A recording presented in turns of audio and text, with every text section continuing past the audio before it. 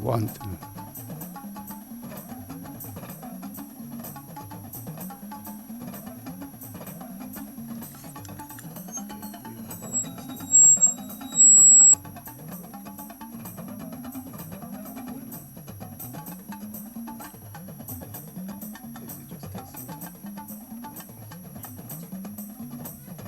One, two. One, two. One, two.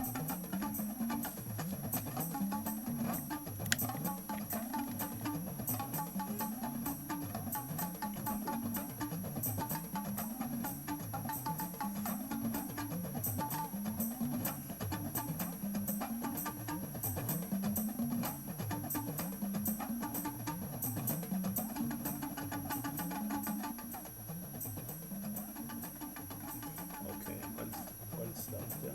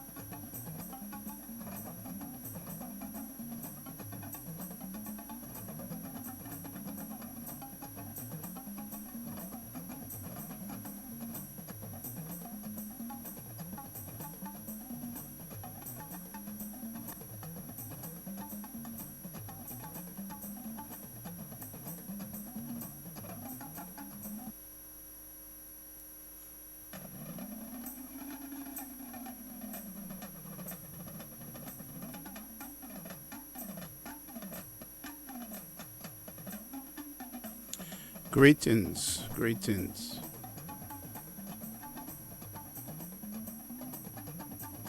and welcome to the Talking Drum Show. And of course, I like to start with the usual saying greetings in several African languages. Therefore, I will say Nangalef, Jamtan, Akwabo, Etizane, Tenastalin, Akaru, to all the blessed radio listeners out there. Whether you are listening to the UK, Africa, the Caribbean, North Central, South America, or elsewhere, I bid you welcome to the Talking Drum Show, hosted by your one and only Tahaka.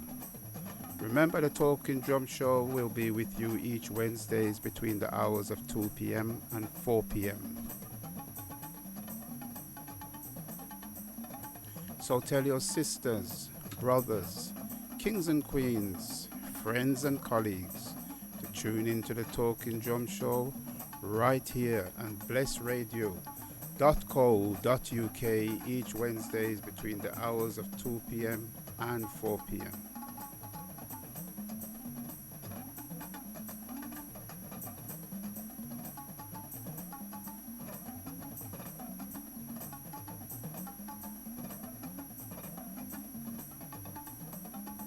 And the phone number for anybody who would like to text in, the phone number is 079-444-31366. And that's for text messages only. You can text in and I would read out your text. Again, phone number for text messages is 079-444-31366.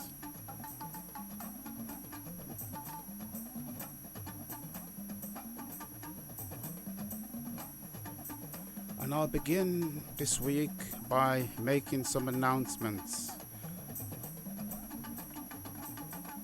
And first, I will talk about a tour that's coming up in November this year, 2020.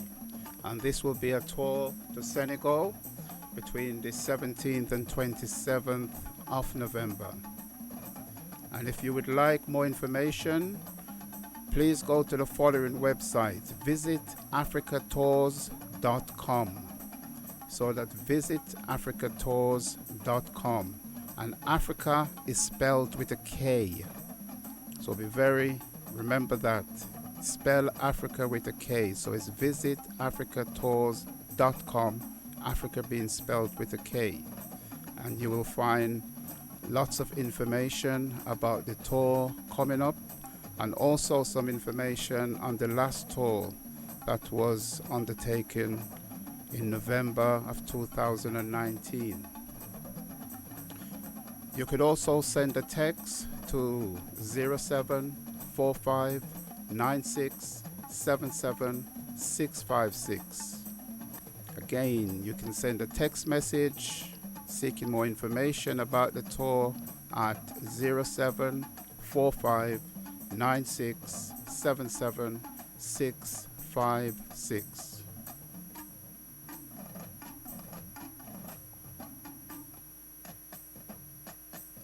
Next, I'd like to announce some events that will be coming up at the Mama Art Center. Mama Art Center is over there in Tottenham. And each Sundays between the hours of 10 a.m. and 11:30 a.m. we have Nawusi self-defense. Now, Nawusi is a very effective and straightforward self-defense system for both men and women. It helps to boost your self-protection. It also helps with self-confidence, fitness, and stamina. It is open to anyone between the age of 18 and over. And if you would like more information about Nawusi self-defense, then please call this number. It's 07510249 Again, 07510249 and you'll be able to get information on Nawusi self-defense. Also, each Sunday between the hours of 4 p.m. and 7 p.m.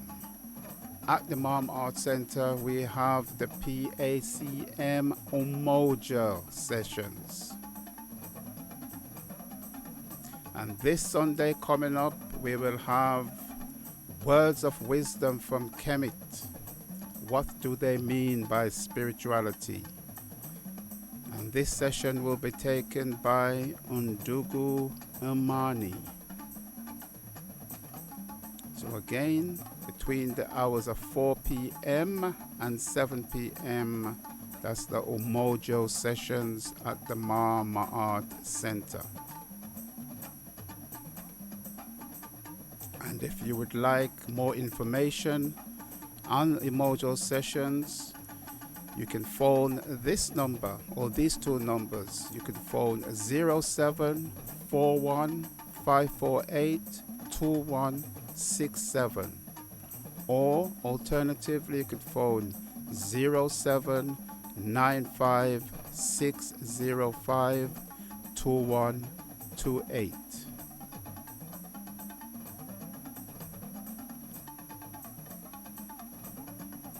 Also at the Mama Art Center on the 21st of March, that's the 21st of March this month, we will have the Marifa forums. And these forums are forums that runs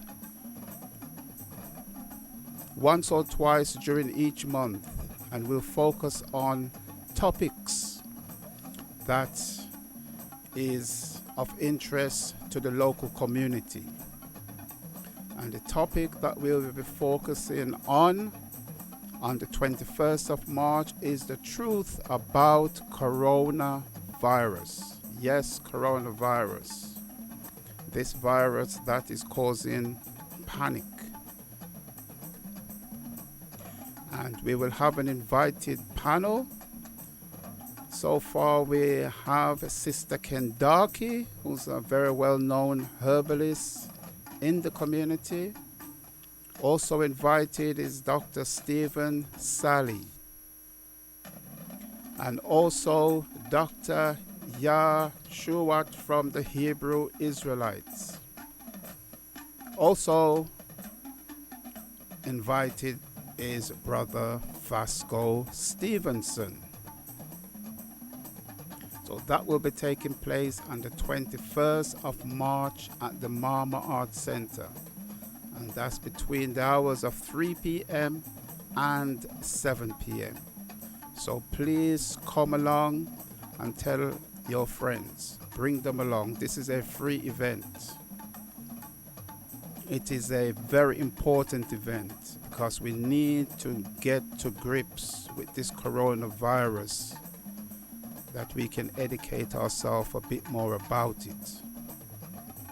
So we'll have an esteemed panel of experts on that day.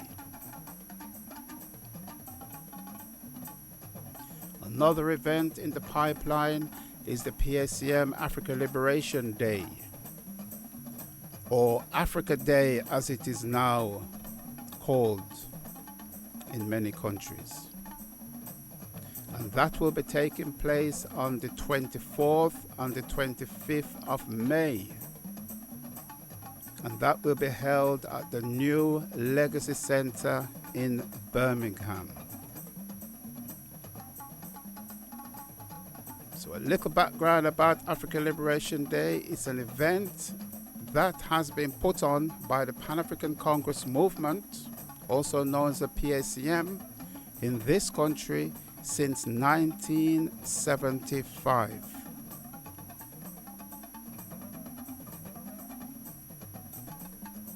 And this year is no exception. Next week, I will be able to furbish you with a bit more information on ALD pertaining to invited speakers and so forth.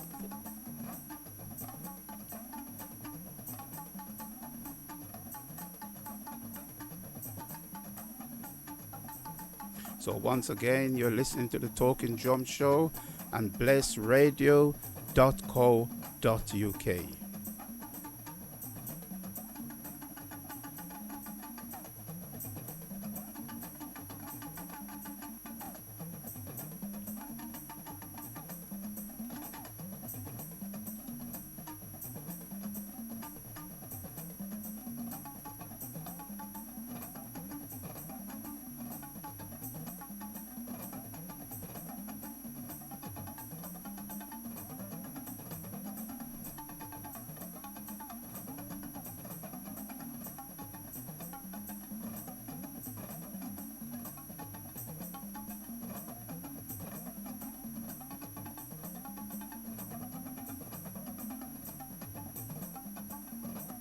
So this week, for this show, we will be looking at a couple of topics.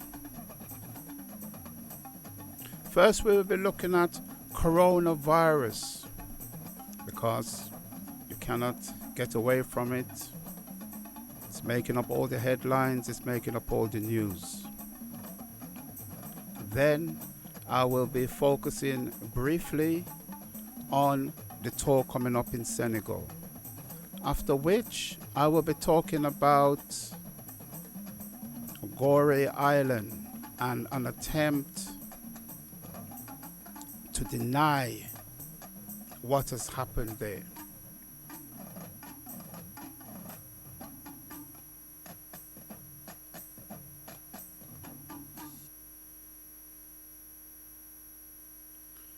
So, coronavirus. Let's call it coronavirus in the UK. At the moment, we can see that as far as this country is concerned, very limited information is being given. And also, this country has been very slow to put certain measures into operation. when we compare them to other countries such as Italy, France, Spain, for example. They are much more proactive.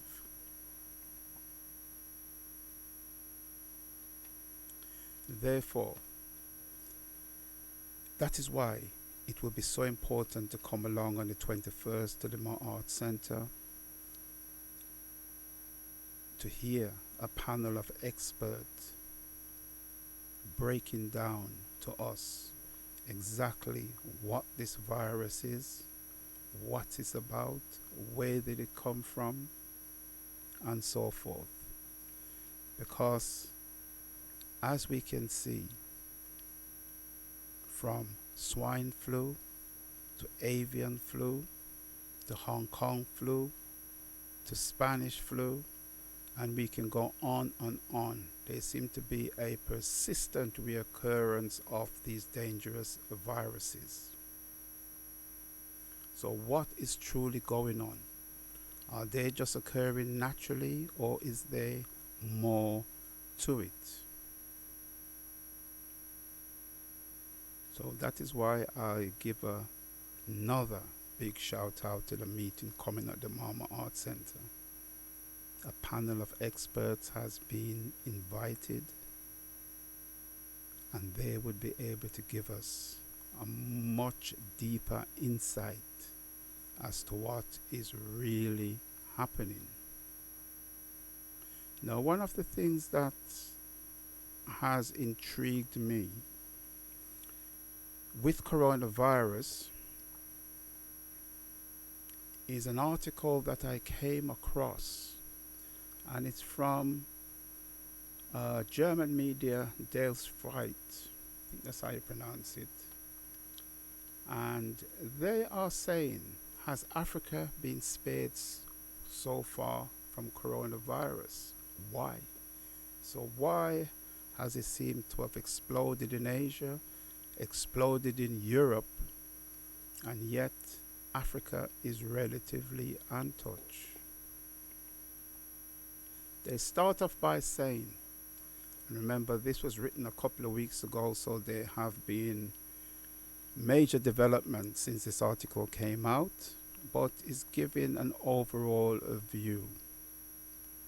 And it's saying apart from China, many countries has been affected, but none of them in Africa, which is not the case anymore. We know it has manifested itself in several African countries, for example in Nigeria, in Egypt, in Tunisia, in Algeria, in Senegal, South Africa, and so forth. Now their argument is that about 2 million Chinese, they say, live and work in Africa, which I think is a vast underestimate. I would put it more like 5 million. And it says there is increasing trade between China and Africa, increasing travel and so forth. So how comes coronavirus? The coronavirus has not taken hold in Africa as it's taken hold in the rest of Europe and Asia.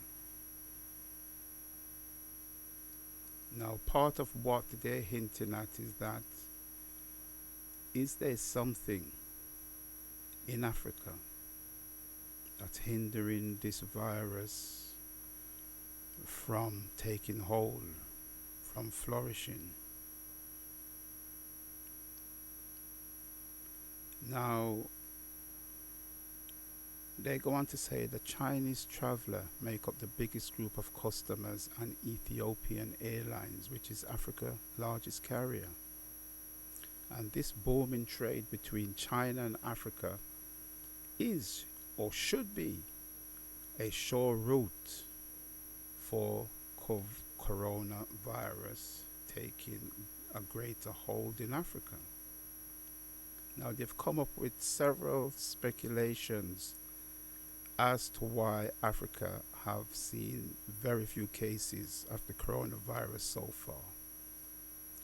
One they put at limited testing. They said it could be a simple explanation that not enough testing has been done. It could be there, but because of lack of testing, it is not showing up. And so there's a testing issue.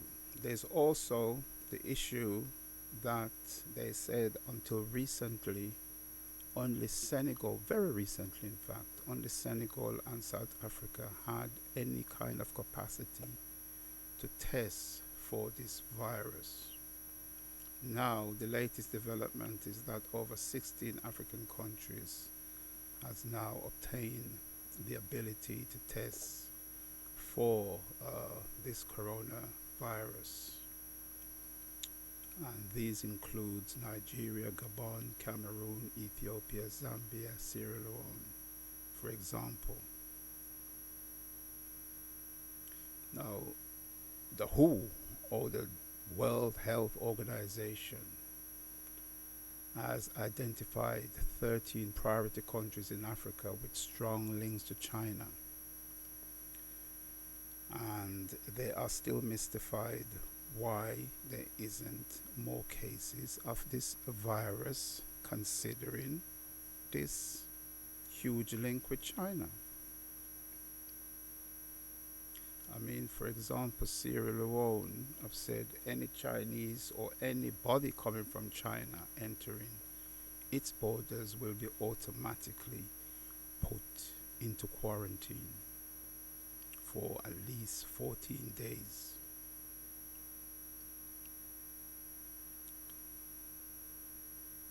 Now, with screening on the rise and testing capabilities in place, their argument is now perhaps you will see a drastic increase in the number being diagnosed with this virus.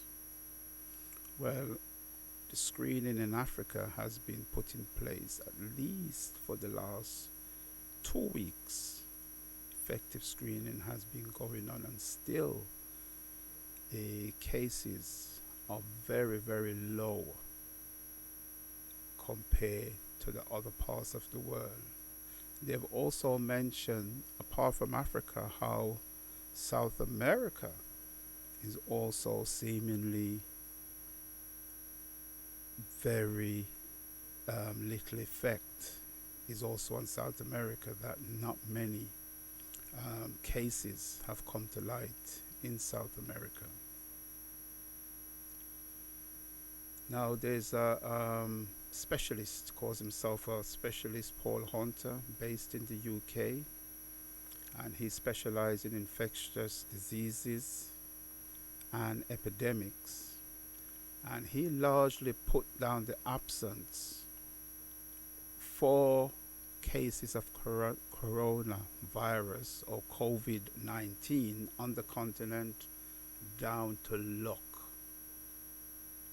This is a top scientist, supposedly, and he's saying basically Africa has been lucky. He said if you look at how COVID-19 and coronavirus has spread to non-Chinese countries, most of the spread have been pretty much due to the general intensity of travel around the world. Yet, just before they said the travel between China and Africa is huge.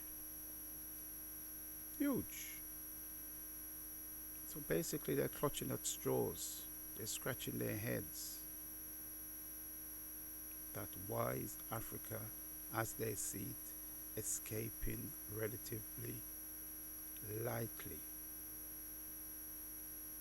He goes on to say there's nothing special about Africa not having seen many cases of coronavirus other than pure chance.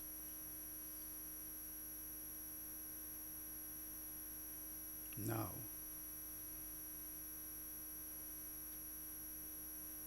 there's also another argument that maybe Africa is just too warm for the virus to survive.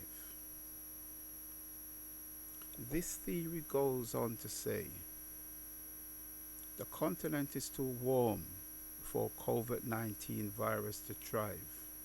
Coronaviruses, which includes some of the viruses responsible for the common cold and flu, can show something called seasonality. That is, they peak and wane depending on the season.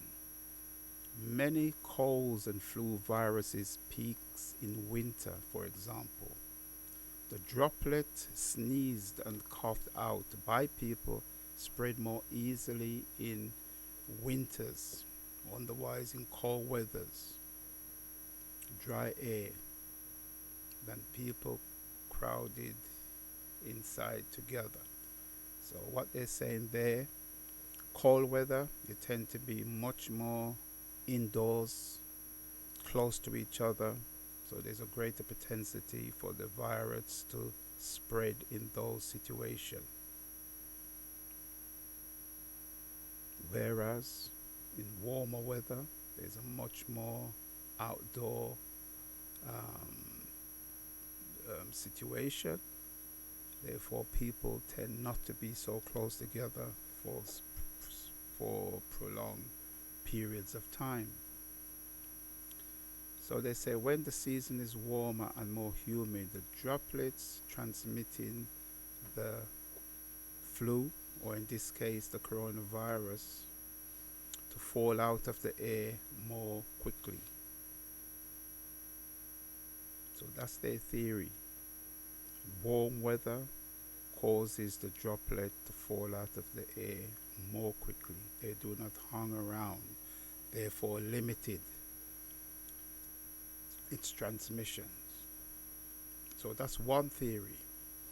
The climate in Africa is such that viruses such as the corona families of virus do not thrive, do not do very well.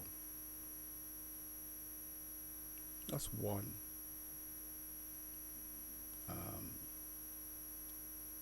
theory there. Goes on to say tropical countries are not immune from seasonality, with flus peaking in dry season in countries, for instance, like Cameroon. Now, this is an expert who is guessing, because basically that's what they're doing, why the coronavirus has not taken hold in Africa. Because when this virus first emerged in China, straight away they were predicting that it would wreak havoc in Africa. They say with the underdevelopment that Africa is in and its almost non-existent health service, they was expecting a mass effect. But from what we have seen,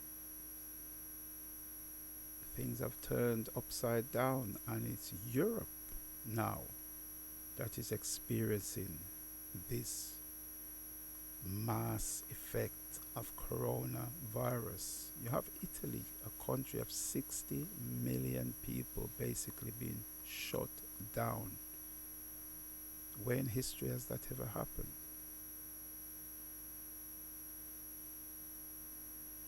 Where in history has that ever happened?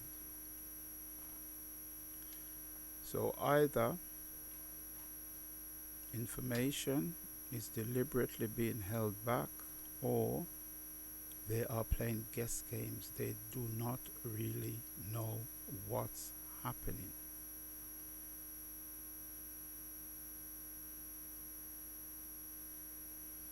Now, St. Paul Hunter emphasizes that the COVID-19 virus hasn't been around long enough to know if its transmission will be affected by a change in seasons. Even if the coronavirus makes its way to Africa, Hunter doesn't believe the continent will be as hard hit as China. So I hope people understand where I'm going with this. Asia is being overrun by the virus. Europe is being overrun by the virus. North America is being overrun by the virus. And all of them are looking at Africa and saying, well, they're not being affected. So if we need somewhere to go for safety, where shall we head? I'm sure you see what I'm pointing at. So get ready for an influx from Europe, especially to Africa. That's what's going to happen. There's going to be a mass influx of people trying to escape Europe and head into Africa.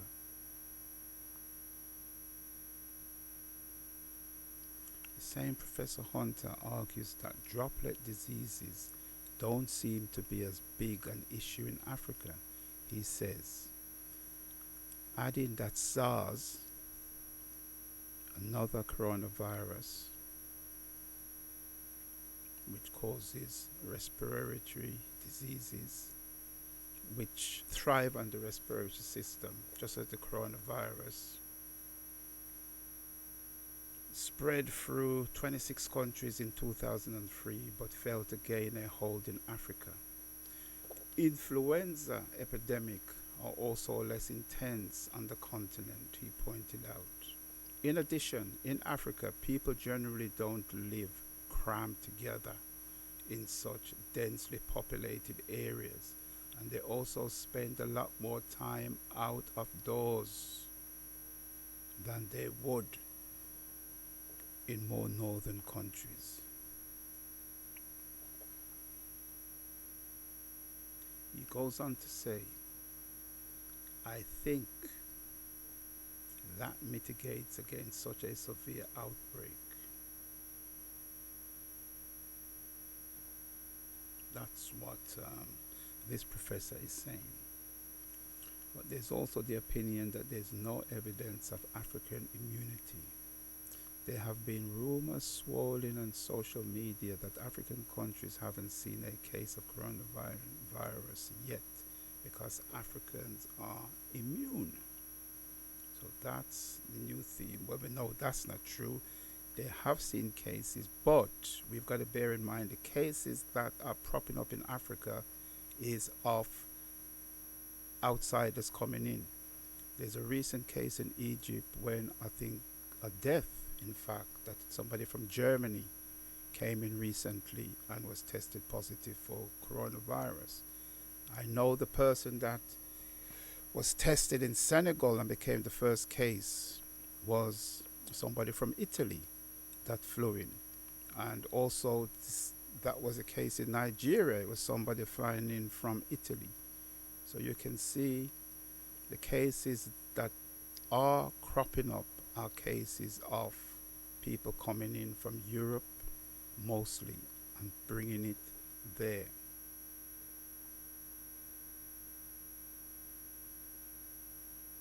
Now, some diseases experts emphatically reject the idea that there's any kind of immunity within African people.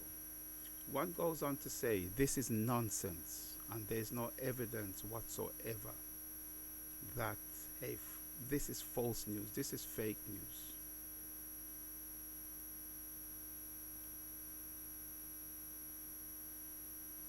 Now, we can't talk about Africa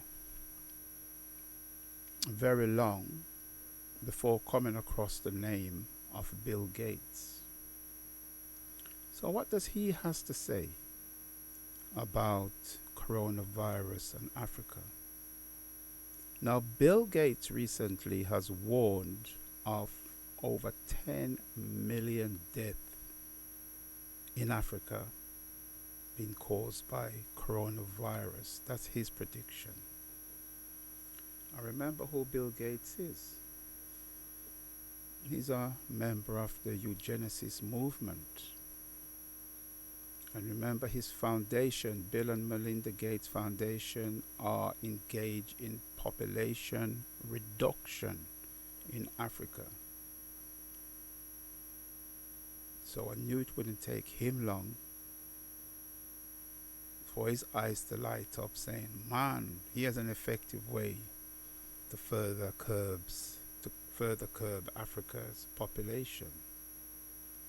Now, Bill Gates, speaking recently at a meeting in Seattle, right, warned that coronavirus in Africa could overwhelm health system services and trigger a pandemic which could cause the deaths of millions. So what are we saying? Let's pause a moment and think about that. Now, on the one hand, we are being told could be climatic condition, could be other conditions. Africa don't seem to be as susceptible to this coronavirus as northern countries. Bill Gates bolted early and started predicting whole-scale deaths in the millions in Africa. From, he says, coronavirus. Now, this is interesting because he goes on to say there are now fears that diseases could spread in sub-Saharan Africa. Now, sub-Saharan Africa, that word, that term to me is a redundant term. Sub-Saharan Africa should be relegated to the dustbin of history, because as a Pan-Africanist, we Africans must claim the entire continent. So that should leave our vocabulary. If we do have to use it, it should be quoted in quotes, because we can see what they're trying to do. That's what they said anyway. Claim the entire continent, where could spark and outbreaks with health services unable to monitor. So what they're saying is they expect it to spread in Africa, they expect it to create havoc, they expect millions to die. That is Bill Gates' prediction.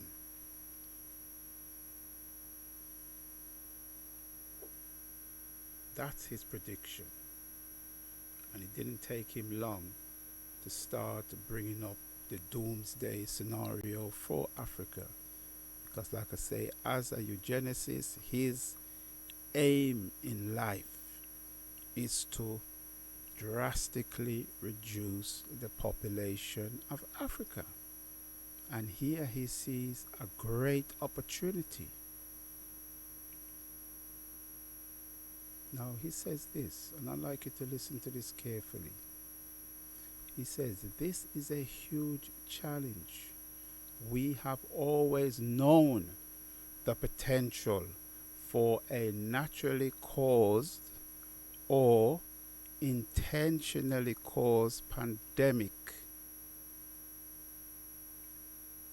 right, which could overwhelm health systems and lead to millions of deaths. I will say that again. This is coming from Bill Gates. This is a huge challenge. We have always known the potential for a naturally caused or intentionally caused pandemic.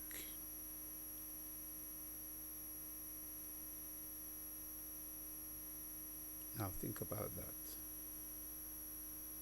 Intentionally caused pandemic.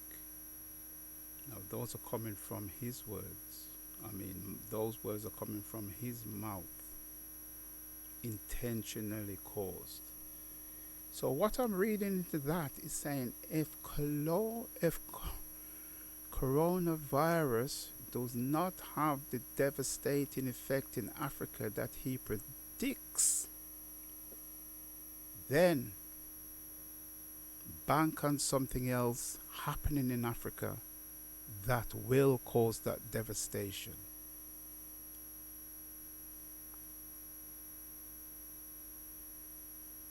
Remember AIDS? Remember Ebola? Were they intentional epidemics brought about to reduce Africa's population, hence weaken its economical, political, and spiritual factors?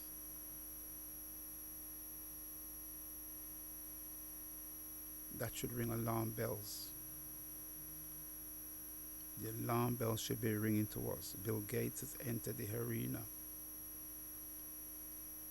And we know he's doing destructive work in Africa. And this would give him the perfect guise to introduce something in those vaccines that you go around vaccine people to dramatically bring about millions of deaths of African people. So therefore, this coronavirus, at the moment, we are in a very grey area. We're told that it started in China, and then it has spread like wildfire since. It seems like it was the intention of those for it to get in and devastate Africa. But to date, that has not happened. Instead, it is devastating Europe and fast taking hold in North America. And as I pointed out before, the cases that are appearing in Africa is of people mostly coming in to Africa from Europe and bringing it in. So whatever the truth is and whatever is happening, one, we must brace ourselves for an influx into Africa of people from Europe and Asia in the highly infected areas, the worst infected areas, because they're going to see Africa as some kind of sanctuary. Then we have people like Bill Gates, who sees this as his chance to further reduce the population of Africa. So we need to be on our guard. We really need to be on our guard and be keeping a very close eye on what is happening. So again, I'm going to take this opportunity to invite people, to invite one and all to this meeting at the Mama Art Center on the 21st of March, because the panelists are experts in their field, and hopefully they would be able to fill us in as to what is really going on when it comes to this colonial virus, and to give us more insight and information, because at the moment we are not getting very much. So at this point I'll take a small break, which then we'll come back with a new topic.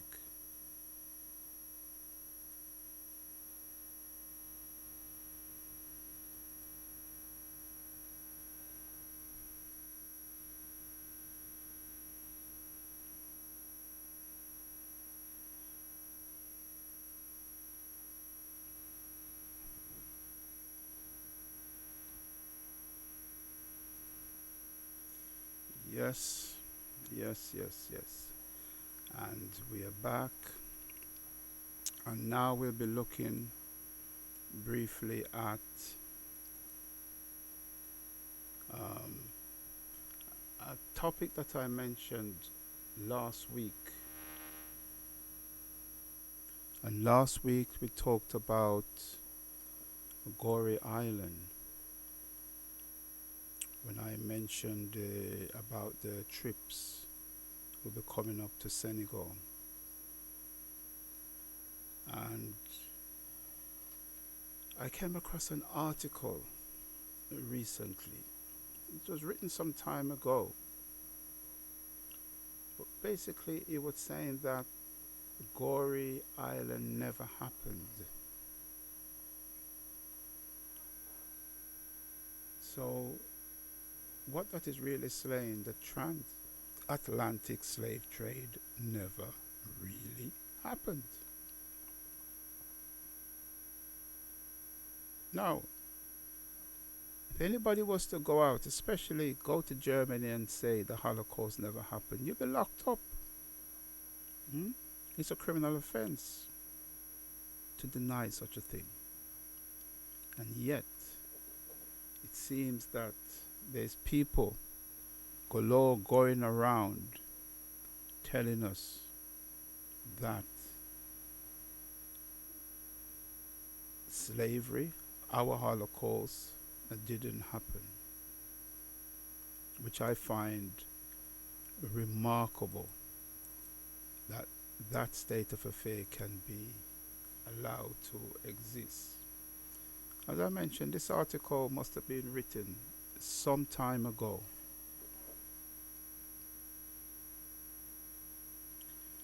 And it goes on to talk about Goree, known as the best known slave trade memorial in West Africa. Now, in fact, I'm looking at the date, and it was actually written in 2013. And while this became of great interest to me, in November last year, I was in Goree Island. And I mentioned in the last program about now how it's become a pilgrimage.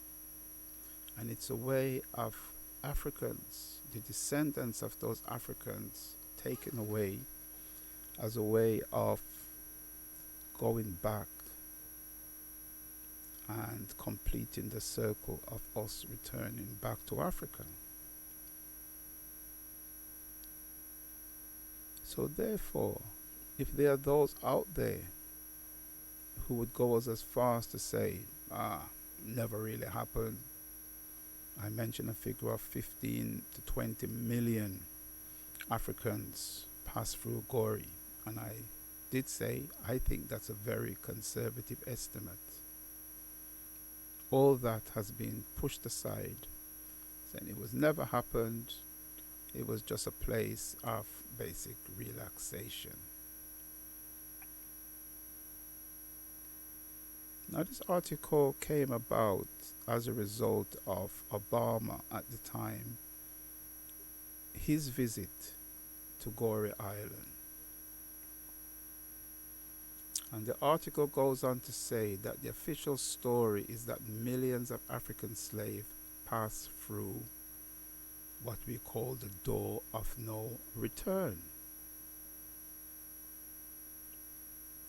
right, which faces the Atlantic Ocean.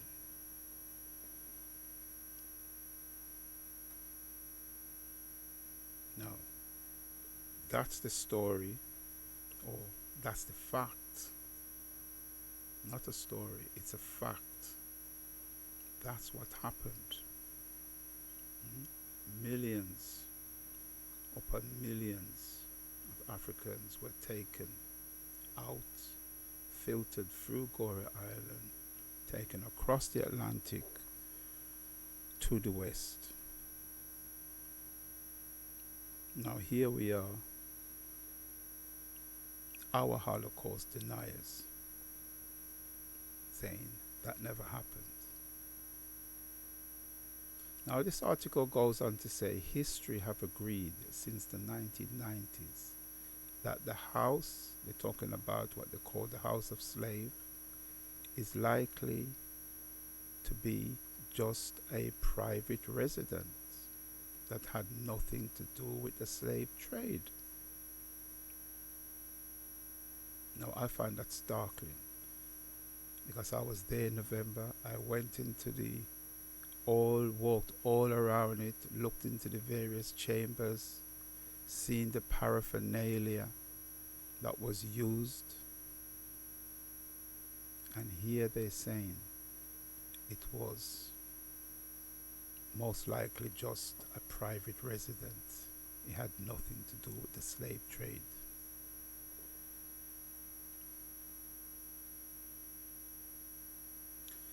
Now, the University of Chicago, a professor by the name of Francisco Richards, now he deems himself a West African scholar who have studied the slave trade for many years. And he emphasized the house of slaves,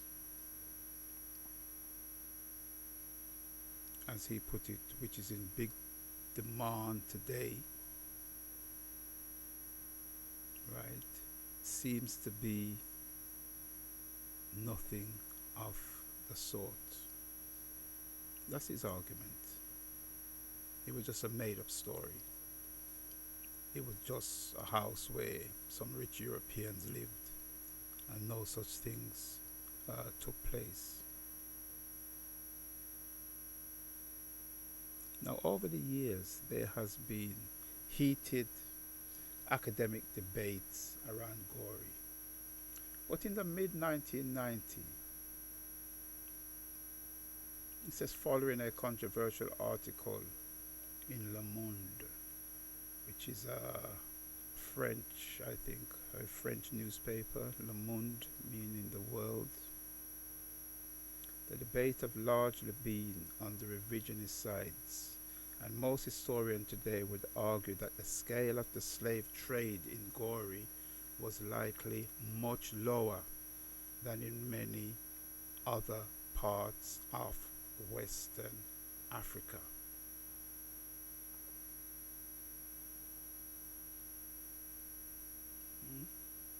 That's what they're saying. Even though Gorée was a transition point, the volume of trade there was fairly low. That's what they're saying. It was very, very low,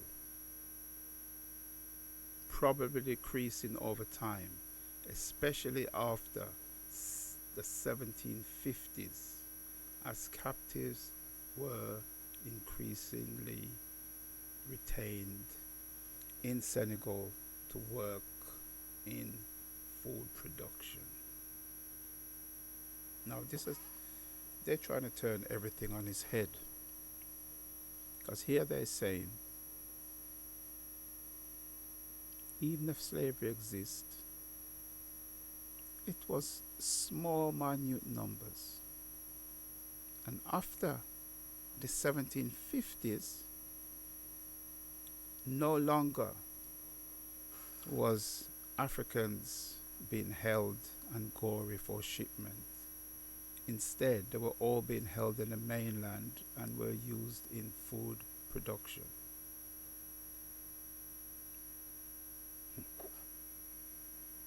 Now, that's news to me, and I'm sure that would be news to anybody living in Senegal. And when he says fairly low, he is referring to estimates, for example, of, got an estimate here, 33,000.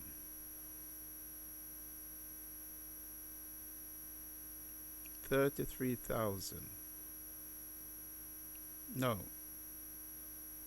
Think about that. That's incredible.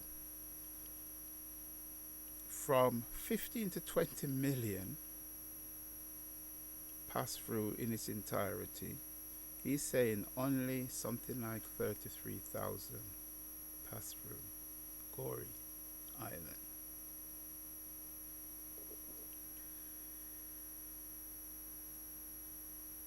So you can go up and down West Africa. And last week I mentioned how Gorée was fought over by the British, by the French, by the Dutch, by the Portuguese, and by the Spanish. What was the purpose? The purpose was that it's the most westerly point in Africa. So whoever controlled Gorée would have, you could make the most money, in fact, because it's the shortest distance between Africa and the Americas. That is why it was so prized. And then we have these deniers now coming and telling us no such thing has taken place. Now,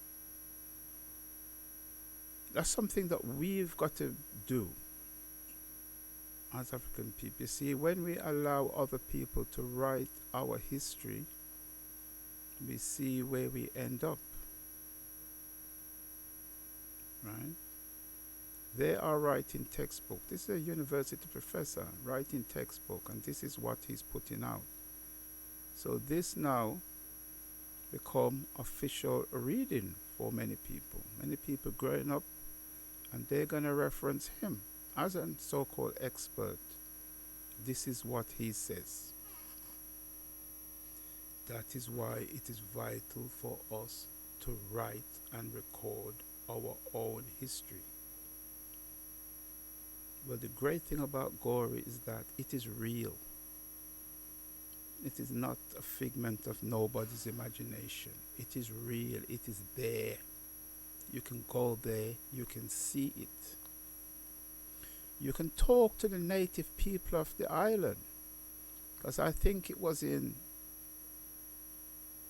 15 or 1644 when the Portuguese arrived, and as usual they claim they found an empty island, which is rubbish, because that island was occupied by the Lebo people. The Lebo people lives on the coast. They are mostly fishing.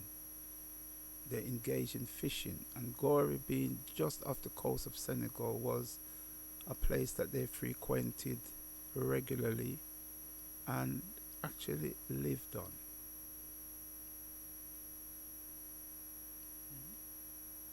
So all that, we have got to tell our own story.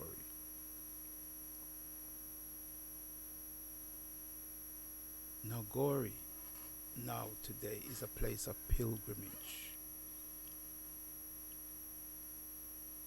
And it's important in that we need places such as that where we can go and reconnect with our ancestors. As I pointed out last week, Abdou Diouf, Senegal's second president, preventing Gorée from becoming a tourist resort, another Marbella, another Ibiza. That's what they wanted it to turn into. And now it is a heritage site. And no major development can take place in that island. It has to be preserved.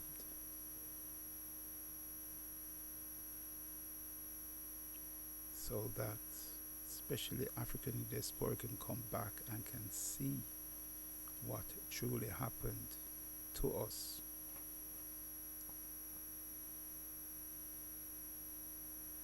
So that's something that we have to bear in mind, allowing others to rewrite or tell our story.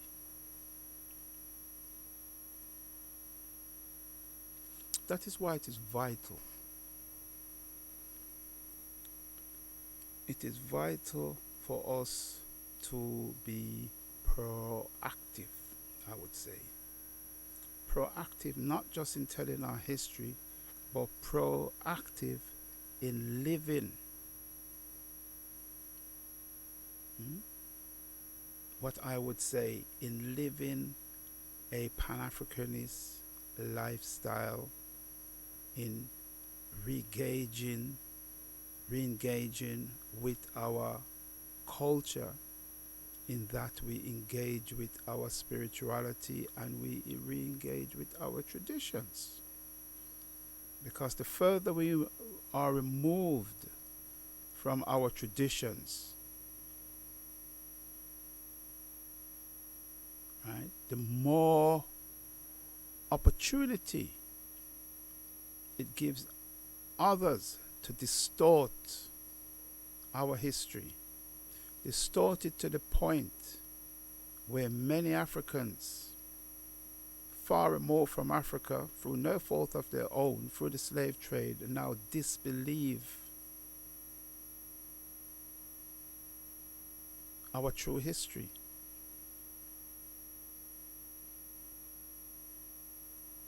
They reach a point where they disbelieve it. So that is why it is so important, I would use the word, to make pilgrimages to Africa. As Garvey says, not everyone will relocate to Africa. I understand that. Physically, I understand that. But it is important to know from where we came.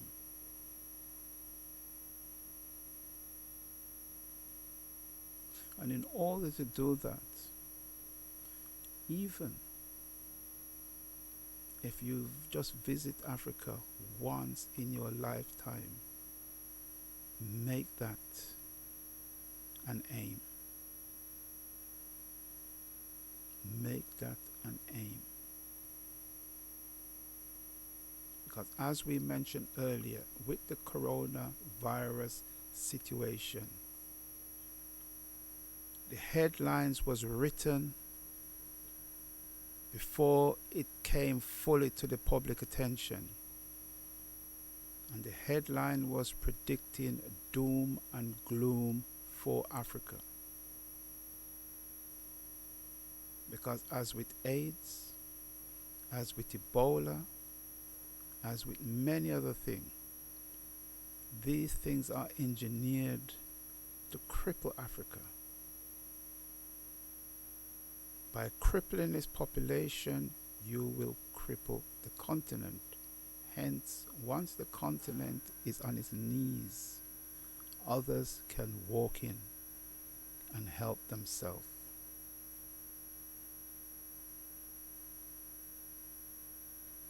And that is what I see happening time and time again.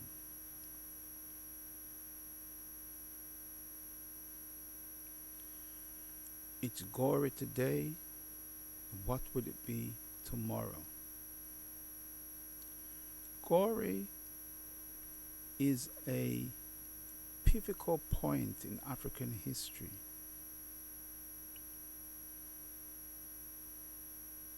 Because of the significance that small island played, right, in what we can say the slave trade. Something that we should all know about. Something that our children, our grandchildren and generation to come should always know about. It should never be something forgotten. So when these eugenicists can come and try to hoodwink us into telling us, you never really suffered, it wasn't as real, slavery wasn't as bad as everybody says it was, we can tell them where to go. Right? We need to be in that position.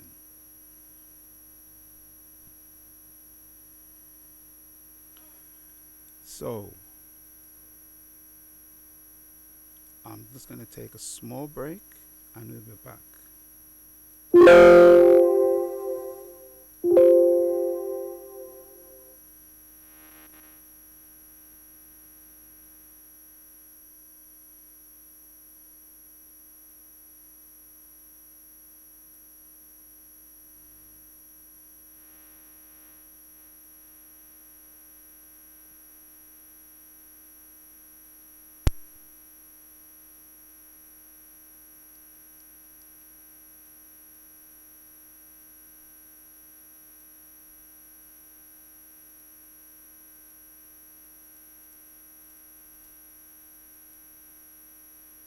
Yeah, greetings, everybody again. You're listening to the Talking Drum Show on blessradio.co.uk. I seem to be having a bit of technical malfunction here. I wanted to play a song, but it is not allowing me at the moment. But anyway, we'll carry on and with the topics that we are looking at today. And just to remind those who may be joining the show, briefly, we have been talking about the situation with coronavirus. And I've been saying how this country seemed to have been taking very, very limited action so far compared to other, especially European countries. Very limited information has been given, and some of the information that has been given is quite contradictory. So, as this program is a Talking Drum program, and we look at things pertaining to the Pan African world, I am very curious to know what's the link between coronavirus and African people. Is it another one of these viruses that basically has been developed to target us? And what has seemed ironic so far is that the doom merchants that has predicted that it will be causing, by now, it should be causing widespread devastation in Africa, seem to have miscalculated, because Europe, outside of China, Europe seemed to be the hardest hit places. So hence, many people are now scratching their heads as to why Africa has been spared, as to why Africa is not now being devastated by this virus. As mentioned, a few theories has been put forward. That could it be the climate in Africa that's preventing this virus from taking hold? Could it be that Africans themselves has some kind of immunity from this particular virus? Now that remains to be seen. But in the meanwhile, we have people such as Bill Gates entering the arena and making great gloomy prediction where Africa is concerned. He says he estimates that well over 10 million Africans will be killed from this virus. But then he went on to make a very interesting point. He says whether naturally occurring or manufactured. That's something that he stated. Naturally occurring or intentionally caused. So straight at there, he's let the cat out of the bag. Intentionally caused. So basically he's saying many of these pandemics that has hit Africa in the past were intentionally caused.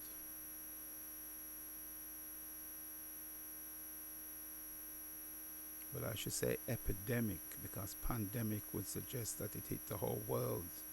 But because certain things was targeted at Africa, you can say epidemic, which in Africa, the AIDS virus was an epidemic in Africa and caused wild, stray, wholesale destruction, kill millions of people. Right? Intentionally caused. Ebola we see flare up every so often and kill thousands of people. Only contained to Africa. Again, natural or intentional. Those are the things that we need to ask ourselves. And I pointed out that because of the lack of knowledge in terms of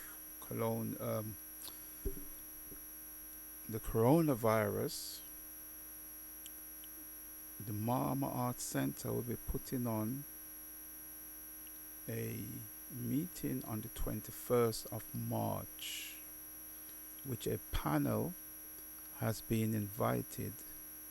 These were a panel of well-learned people to see if they can shed a bit more light on coronavirus and how we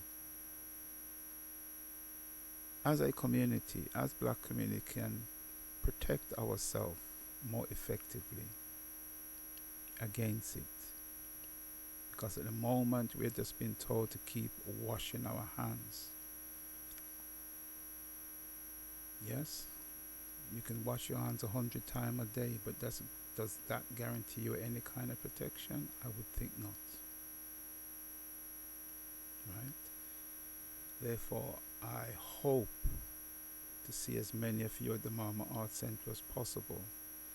And some of these experts invited, I mentioned a few names. We have invited Sister Kendaki, who's a well-known herbalist and lecturer within the community. We have also asked Stephen Sully, again of the Marandina Foundation, to come along and shed some light on what is happening. Again, there is Vasco Stevenson, very experienced researcher, who will be coming along to shed some light on this virus.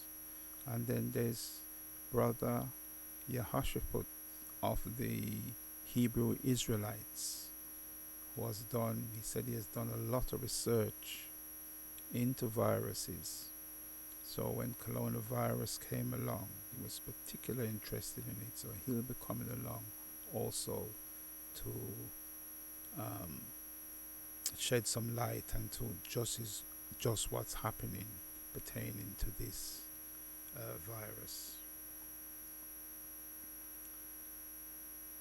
Then what I'm trying to do is to link the overall conspiracy, because to me I see not just coronavirus, but I saw the AIDS situation and the situation of smallpox, how it ravaged, how they have used that in the past to wipe out whole nations of people. In the Native Americans in North America, the Australians, Native Australians, smallpox devastated their number. And how, for example, they use syphilis, where syphilis was deliberately injected. I think it was called the Tuskegee Institute during that time, the experiment, deliberately injected into African people, right? And so on and so on and so forth and so forth. Because even the latest thing about this massive plague of locusts ripping across each Africa, again we got to ask ourselves, natural or intentional? So wherever we look, we're under attack. But the key thing is, how do we fight back? And one of the first things we need to fight back is to arm ourselves with knowledge, information, to know exactly what's happening. So hopefully at this meeting, we will leave much more informed than when we enter that meeting.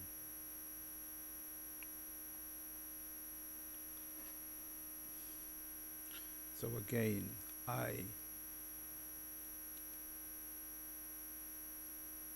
ask you to come along and to spread the word as much as you can.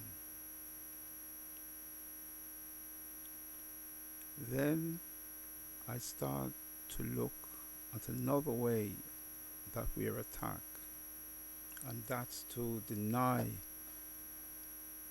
things, historical things that has happened to us as a people. We got to the stage now where the whole slave trade, we have university professors now are putting works together to try and belittle it, to deny it, that even if it happened, it wasn't as severe as we said it was. I targeted a small island off the coast of Senegal, Gorée Island, because when it comes to the transatlantic slave trade, there's very few other places that sums up in such a way in terms of what happened to us. So of course they've gone for the jugular. They've attacked the Gorée Island to say it wasn't used as a transit point for a slave. It was merely an island with a few mansion houses. The main piece of that island, the slave house, as far as they're concerned, it was just a mansion house. And the sad thing about that is that some of these individuals who are pushing that, because of the position they hold in society, and because of who they are, people tend to take them seriously. So when they speak, it carries gravitas, they speak with some kind of authority. And a lot of people quickly run to them and say, see, Professor such and such said this, so he must be right.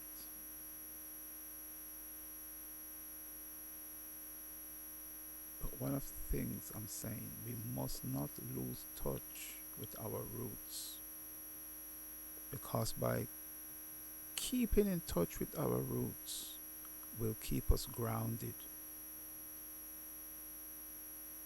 That will keep us grounded, and that would help us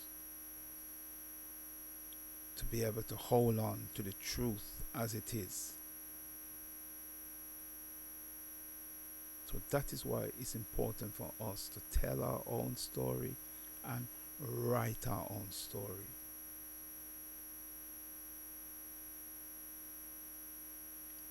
There are many, many books written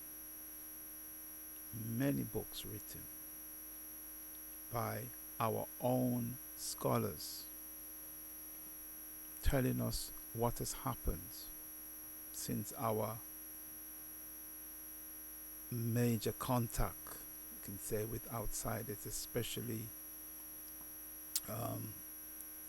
in this case Europeans, who had such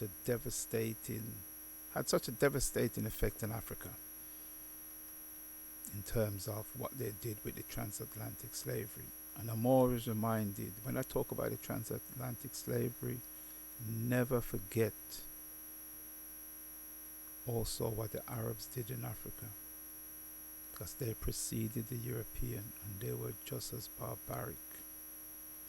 In fact, they have driven whole population out of North Africa and have settled it, taken it over completely and drove the original people out. In fact, that is why this term sub-Saharan Africa is being bandied about all the time as a way of us to accept that Northern Africa is no longer us. But as I say, as a Pan-Africanist, I see Africa it's in its entirety. So whenever we or you or any African refer to Africa, they should refer to it in its entirety. So that term, sub-Saharan Africa, should be, as far as I'm concerned, relegated to the dustbin of history where it belongs. It's something that was brought about to disenfranchise us. If we have to use it, it should always be in inverted commas. We should qualify it. We should never just roll off our lips as if it's a fact, because it's not a fact. So we can see that's another way which we are being disenfranchised. The other thing is how we are seeing the slow but sure recolonization of Africa through various means.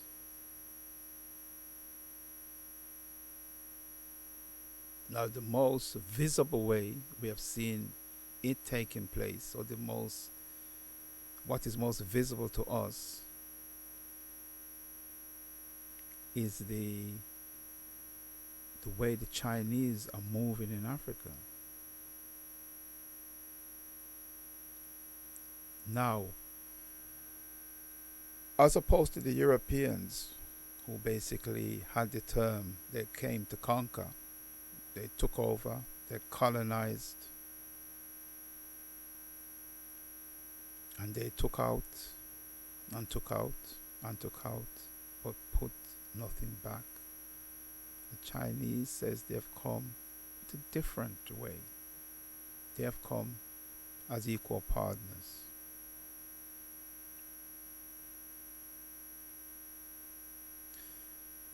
It's funny that they came as supposedly as equal partners, and yet when they build their roads or whatever they're working on, the deal that's normally done, even the workforce has to be Chinese. And I don't know what kind of deals a lot of these African governments are signing with them, because it seems that whatever payment regime is put into place and you can't keep up, assets are being seized.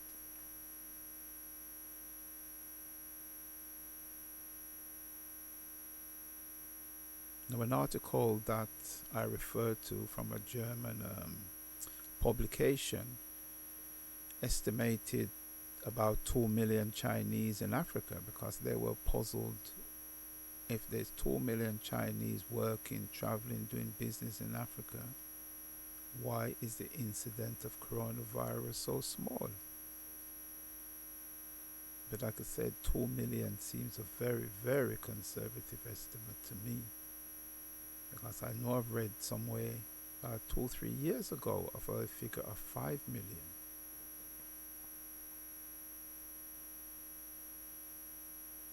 So that's where we're at in terms of Africa now finding itself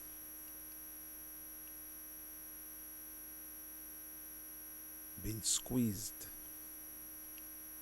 So the Chinese want a part.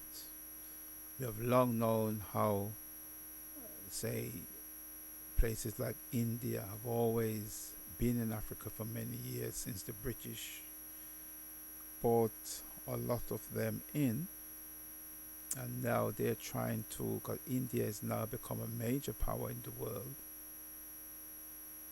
a very major power. In fact, I think it's now has the world's fifth largest economy, and it is making its presence felt in Africa. We also have the former Ottoman Empire, the Turks, are competing vigorously in Africa and have re-engaged because they don't want to be left out. And of course, the old colonial powers are now saying we need to re-engage, especially Britain. After their Brexit situation, they've left, as far as they say, they've left the rest of Europe, they've left the European Union, and now they need to seek new markets. And the obvious one is Africa.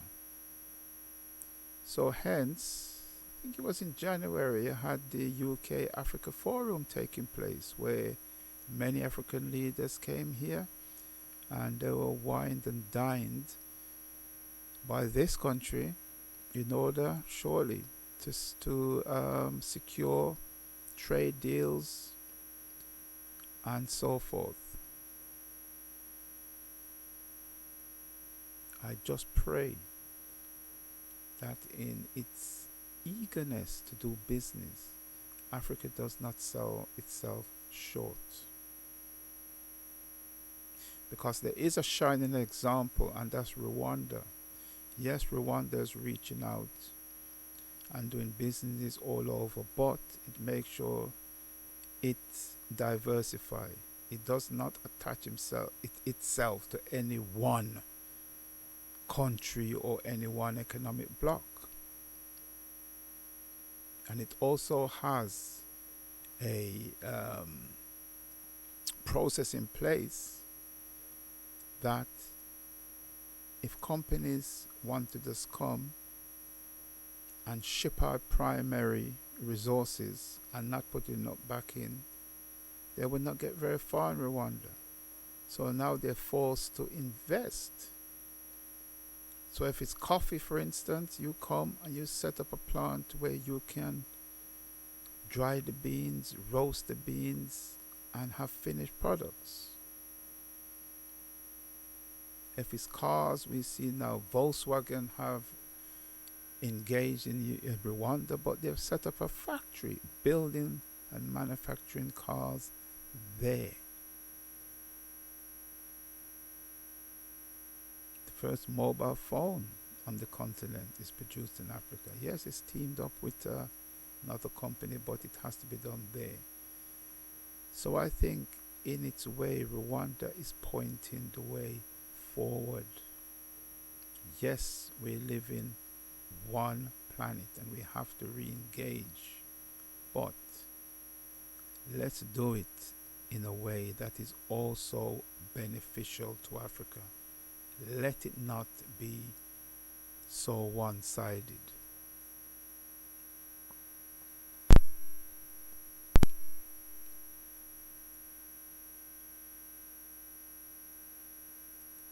Therefore,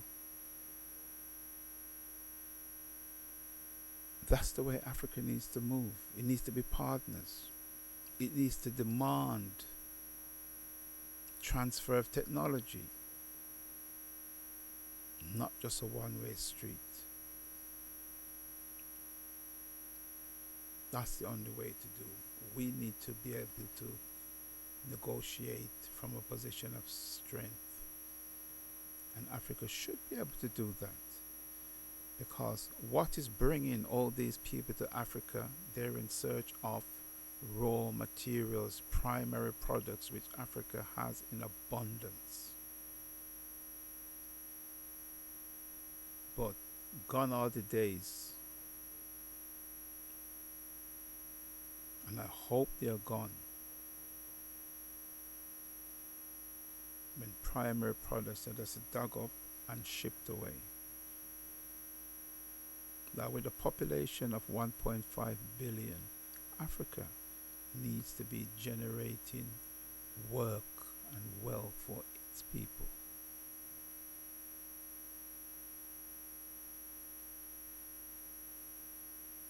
And that's where now I would mention the African diaspora. Because many of us in the diaspora, yes, we have lived in Babylon all our lives.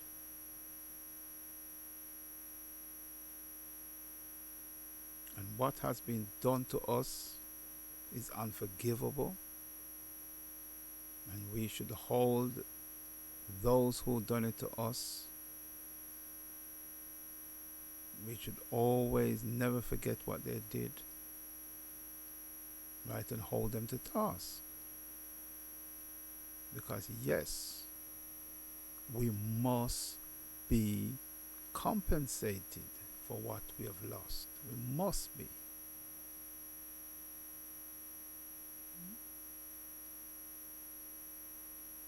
We must be. So here's a chance where Pan-Africanism can be put into practice. There are many people in the diaspora with crucial skills that Africa needs.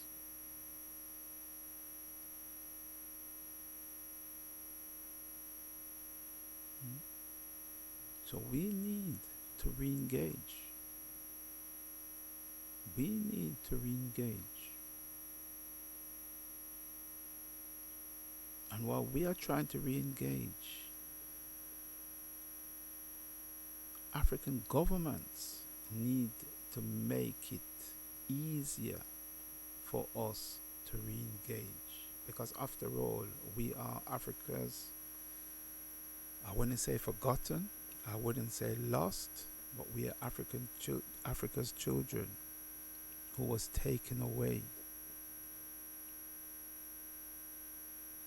And now we are ready, many of us, to return and to engage in Africa's development.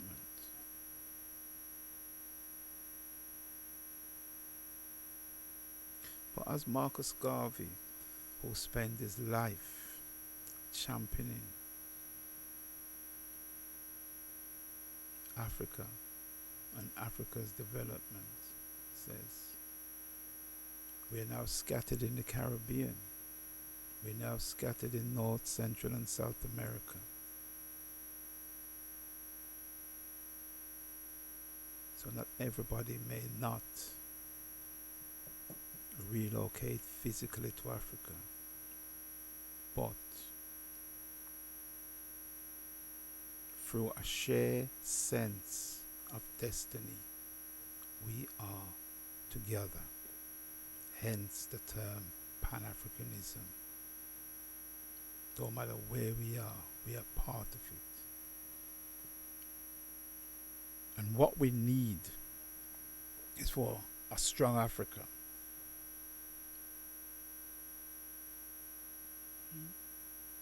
Just like now you have a strong China. Not all Chinese live in China. I'm sure we realize that. But with a strong China, all Chinese has a strong power to speak up for them. So no matter where in the world they are now, they have to be treated with respect.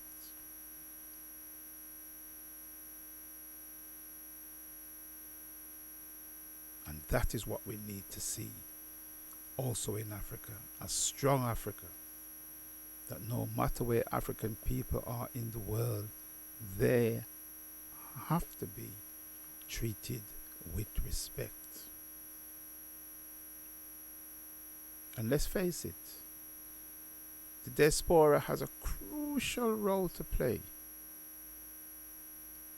A crucial role to play.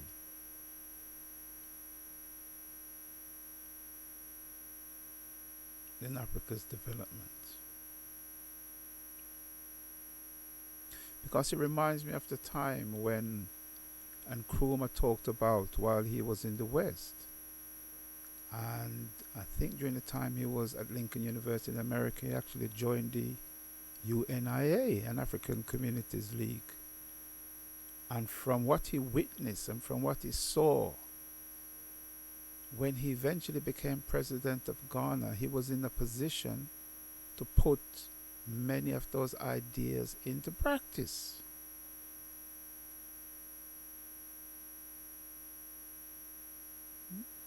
Many of those ideas into practice. It was a shame that some of the people wasn't ready for that. But if we think about it, that is the way forward. That is the way forward. That is the way forward for Africa. And that's why, like I said, the diaspora has a vital role. So just by us visiting makes a great impression. Just by visiting, it means that we are reconnecting. Right? And we will develop links.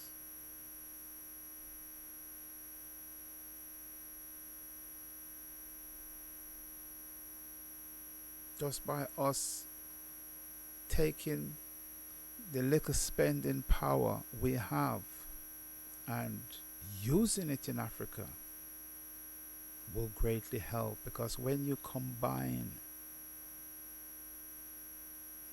the spending power of Africans in America only, talking about 2 to 3 trillion dollars. That's what they constitute. So in other words, if they were a nation on their own, they'll be a nation, say, the size of Germany in terms of their spending power. And that can make a huge, huge, huge difference in Africa. So we all start up small, and we have to encourage each other. And there's a lot that we can do right here on the ground. As I sit in London, there's a lot that we can do right here. And through the center that I'm involved in, the Mama Art Center, and through the organization that I've been involved in for many years, the Pan-African Congress Movement, a lot is being done. A lot is being done. There's many people now in Africa, by virtue of attending meetings by the PACM and seeing what was being said and seeing what was being done, and that gave them the impetus to say, right, I'm going to make that move. Many of things we do at the Mama Art Center, again, people come in very skeptical. And after attending meetings and attending various activities and seeing they are now yearning, I need to go and see for myself. And I always say this, go once and you'll come back a different person. And you'll be re-engaged. So that's what's happening in Africa right now. So please do not listen to those doom-mongers.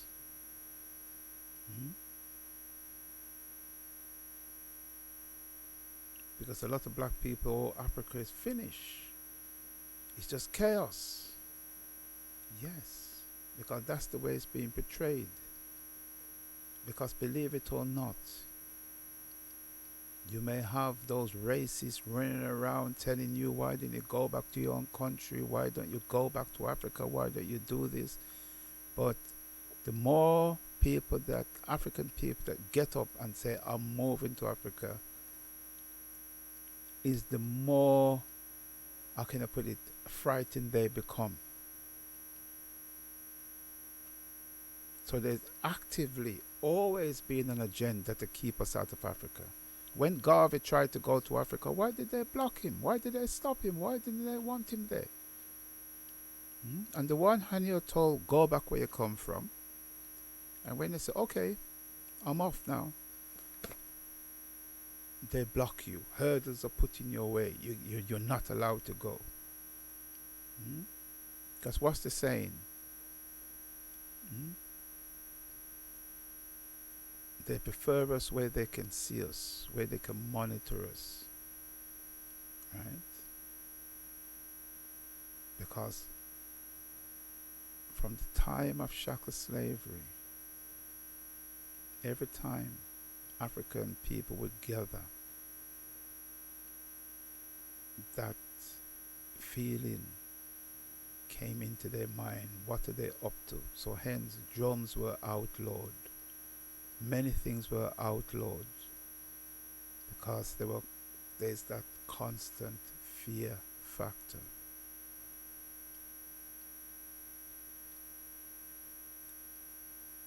I just like to use an example now because it's something that I came across some time ago, but again it's flared its head up, and that's what Ethiopia doing, putting up the Renaissance Dam in Ethiopia in order to generate electricity so more of its population can have electricity, for example. That's a good example. Now the River Nile is said to be the world's longest river. The River Nile has two main sources.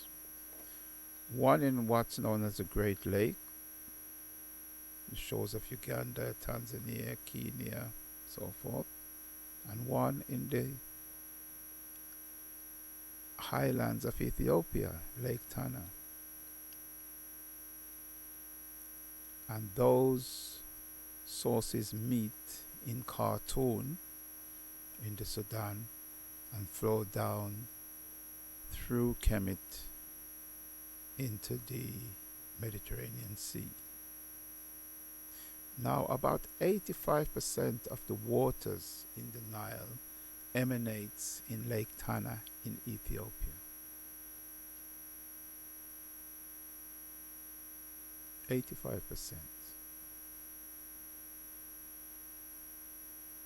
Now, Ethiopia is has probably one of the fastest growing economies, not just in Africa, but in the world. Right? And development is taking place at a pace. Now, the British, when they had mandate over Kemet, they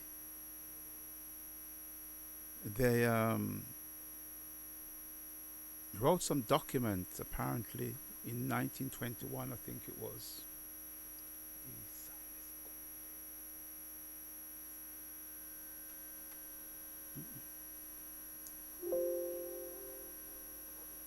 Yeah, and it was said that Egypt has domain over the Nile. So Ethiopia is not allowed to do anything because it would threaten the waters that goes to replenish Egypt. Now that's situation was in the 1920s. Of course, things have drastically changed now. Economies are growing. Things need to happen. Ethiopia wants to build a dam. Egypt is saying you cannot build it because you're threatening our water, which is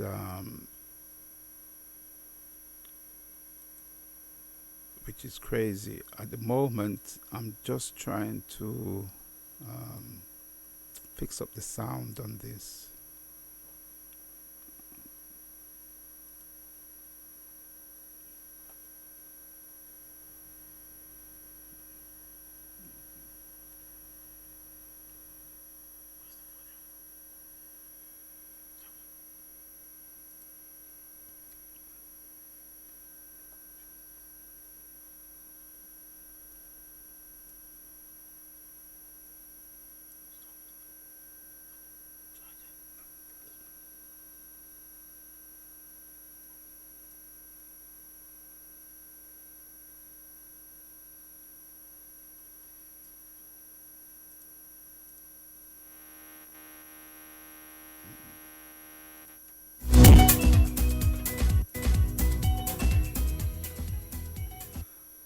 Okay. Just apologies. We're just having a bit of technical problem here with the sound. Sorry. I think we've managed to sort it out. So yeah, we're back to what I was saying about the River Nile with situation concerning Ethiopia and Egypt. Now, Ethiopia is a sovereign country, always been, and they have the right to do things on their territory. They've said to Egypt, let's sit down, let's discuss this. Sudan has now agreed, but that arrogance, that thing that we know best, is preventing them from sitting down and negotiating. Well, Ethiopia has a population of over 100 million people, and be it Ethiopia said they're building that dam. In fact, when they were trying to raise funds from the international community to build that dam, they was turned down and refused. So in the end, they turned to their people, and most of the money for the dam was put up by the Ethiopian people through purchasing government bonds. That's how it was done. That's how it was done. So that's a potential flashpoint at the moment. And why I really touched onto that is how America has just stepped in. Donald Trump has basically just stepped in and just trying to bully Ethiopia and says, you must sign this and you must promise that you would never do X, Y, and Z. And Ethiopia said, no. We have a right to develop. We have a right for power to generate electricity for our people. And if we sit down with Egypt and discuss this, we have no intention of starving them of water. But anyway, that's a situation I'll be watching closely to see how that develops. So at this point, I'd just like to take a quick break, and then I'll come back.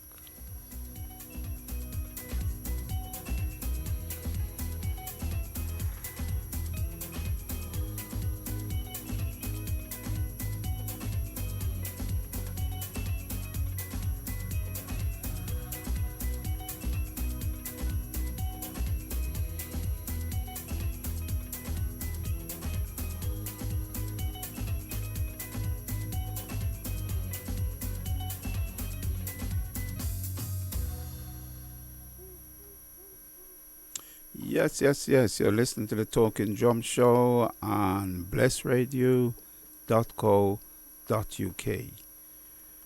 For those who have just joined us, we are shortly coming to the end of the show, but just to recap a bit, today we was looking at the situation with coronavirus both here, pertaining to black people, African people, and also on the continent of Africa. Here on the 21st, this is in London, on the 21st, a meeting will be held at the Marmor Arts Centre to look more keenly as what is really happening concerning this coronavirus. So the title is The Truth About Coronavirus, and a panel has been invited, put together. One consists of Sister Kendaki, who is a well-known practitioner in the community, a herbalist, There's Brother Stephen Sally of Marandina Foundation. There's Brother Vasco Stevenson, again, wealth of knowledge, right, in terms of things along this line. He's an excellent researcher. And also Dr. Yosefat of the Hebrew Israelite, who have said it is one area that he's been looking at for some time. And the idea of getting them together is to be able to better inform the community in terms of what is really going on. Because the information we are getting from central and local government is very scant. I know a lot of people, that's myself included, haven't got a clue.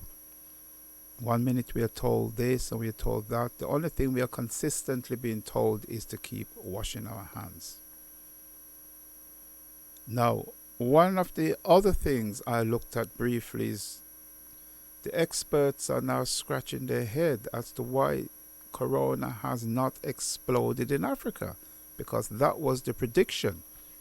The prediction, once this virus reaches Africa, it's going to spread like wildfire and cause devastation because, as they put it, African countries being underdeveloped and having almost non-existent health service would not be able to cope.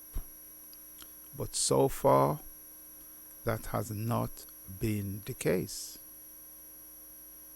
That has not been the case at all. In fact, it is Europe where we have seen an explosion taking place. You have 60 plus million people in Italy being all put under quarantine.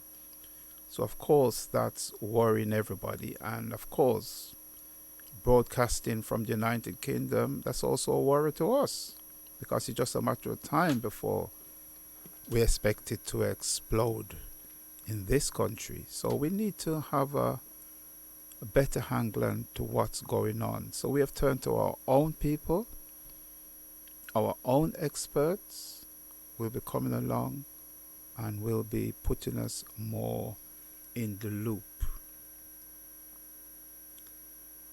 Now, one of the things that came to light was Bill Gates. For those of us in the know, we can know Bill Gates has been spending many years now. He set up the Bill and Melinda, him and his wife, foundation, and has targeted Africa, it's particularly. And they claim that they're going to Africa and they're spreading, I don't know, vaccines, trying to combat certain diseases and so forth. But Bill Gates is a well-known what we call eugenicist.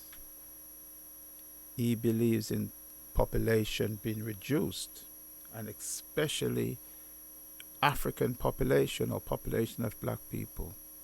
So he himself quickly predicted that coronavirus would cause the deaths of over 10 million African people. That's what Bill Gates has quickly, that's what he has predicted that would happen. But as I say, so far that has not been the case. It hasn't taken root in Africa in the way they expected. And even the cases that's popping up in Africa tends to be people from outside of Africa traveling in and bringing the virus with them.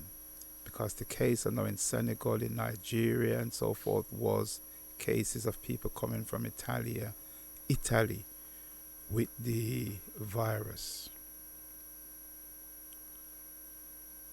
So what was very interesting with what Bill Gates says, he will say this is a huge challenge, and we have always known the potential for a naturally caused or intentionally caused pandemic. So like I said, it's more or less let the cat out of the bag. Because for somebody in his position to be talking about intentionally caused pandemic shows what has been going on. We're getting it from the horse's mouth.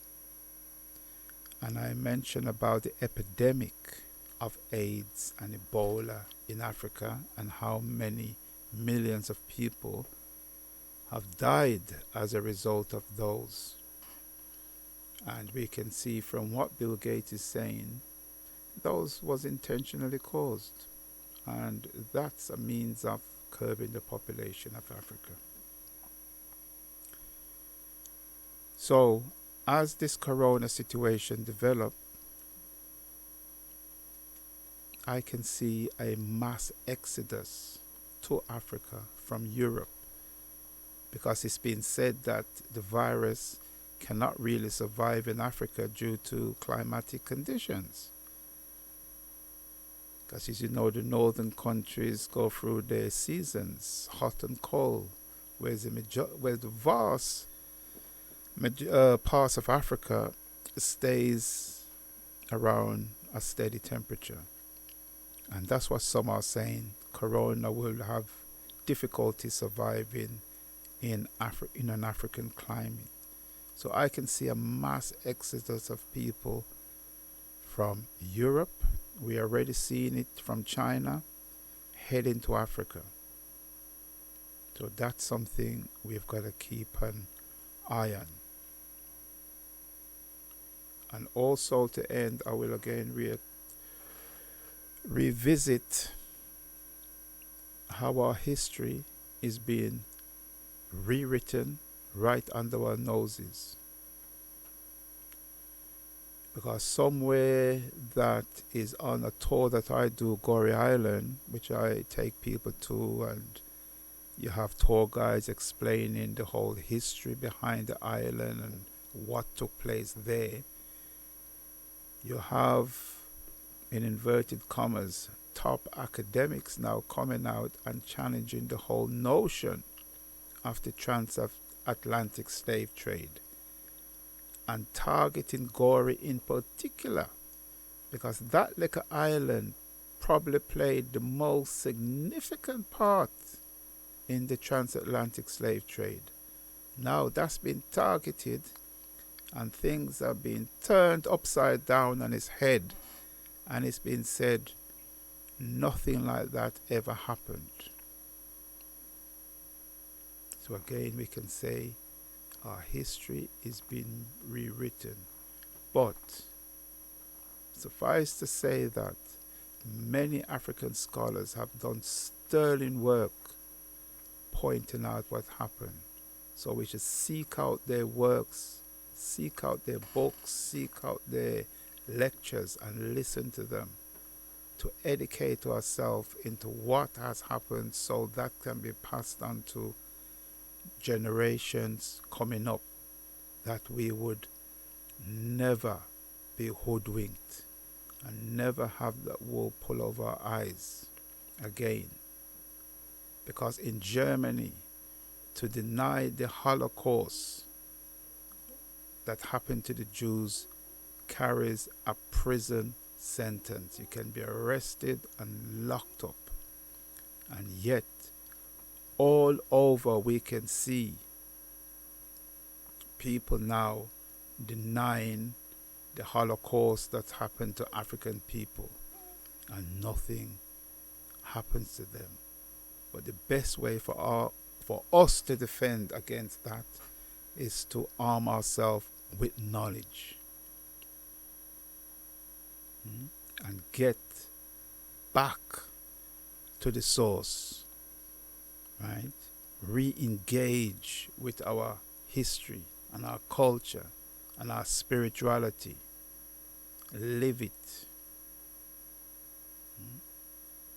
As Karanga said when he put Kwanzaa together, and the 7 principles, the Nguzo Saba, those are principles by which, if you live by, you'll be living an Africanness. And that's what we need to be doing, not just talk about it, not just check in and check back out, but just make it a way of life. Just live it. Just live it. So I like to say thank you for listening to the Talking Drum Show once again. And remember, we're here each Wednesdays between the hours of 2 p.m. and 4 p.m. I'm sorry for the slight technical difficulties or technical hitches we had today, but the main thing is information, for us to be disseminated information to each other to empower ourselves. And like I said, for those who have never been to the continent, if you're of African descent and you know you're from African descent, make it a priority, because once you go, you'll become a different person. We here in the diaspora have a pivotal role to play in Africa's development. And remember this, with or without us, Africa is moving forward. With or without us, Africa is moving forward. We are Africa's children. No, we have not been forgotten, but at the same time, it is up to us to take initiative. If we need to step foot in the continent, it's for us to make that happen. And believe me, when you do, you will find nothing but people welcoming you, nothing but love, because that's our destiny. That's our destiny. The 400-500 years of shackle slavery did not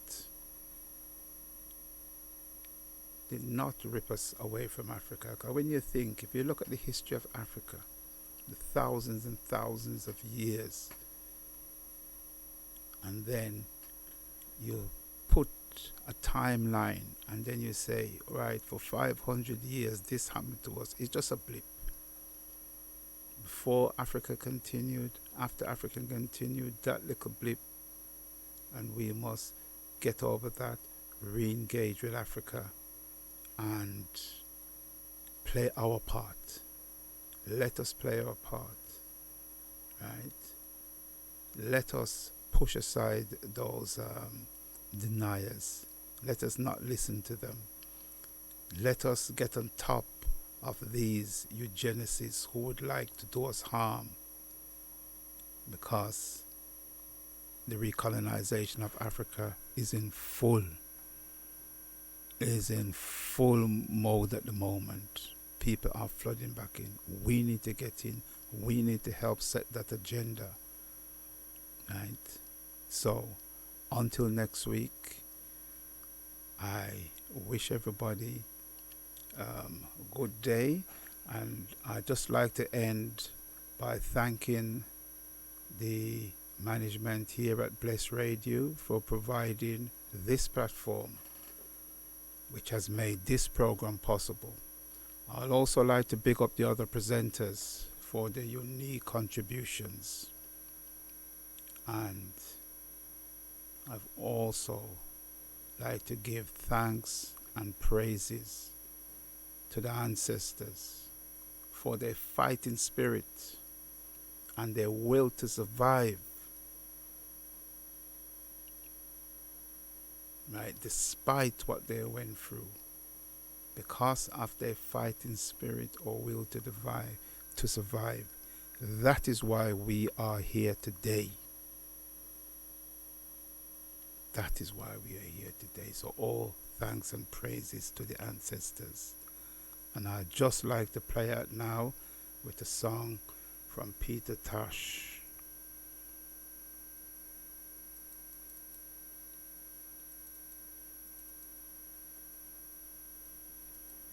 So until next week, again, I bid you goodbye.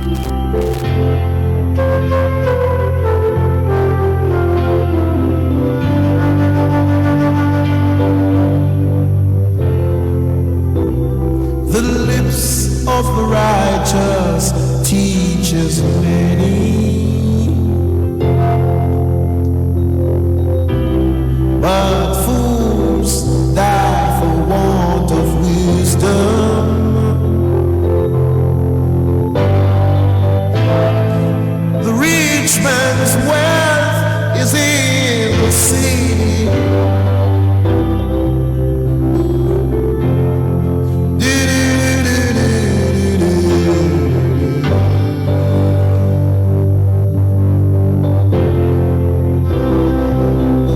Fixation of the soul is vanity. Destruction of the poor is their poverty. The poor man's wealth is in a holy, holy place.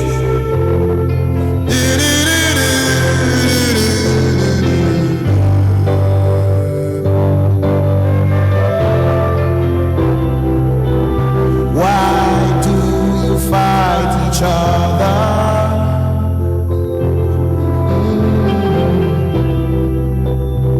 Why do you kill your brother?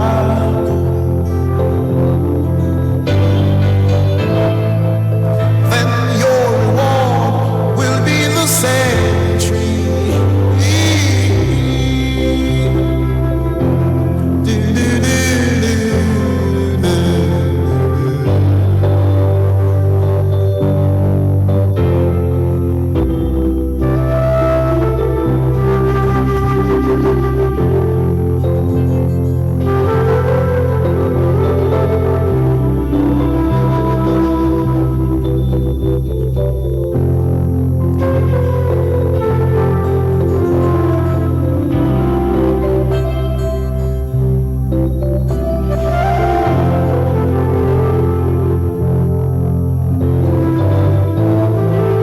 Your reward will be in the cemetery.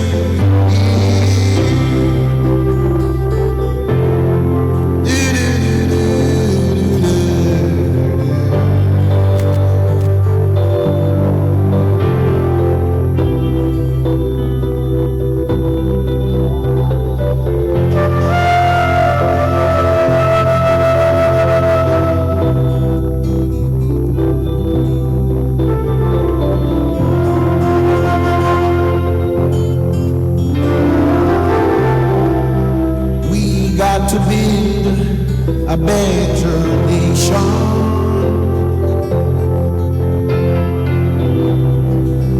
Clean up job creation. Or there will be no future for you and me.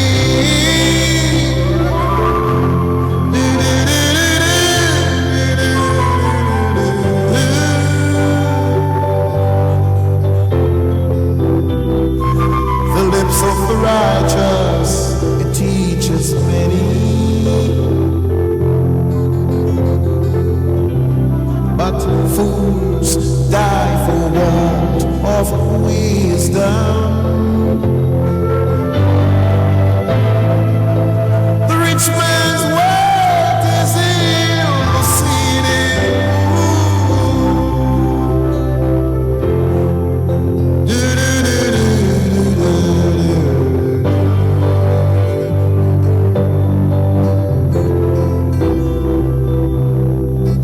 Fixation of the soul is vanity. Destruction of poor people is poverty.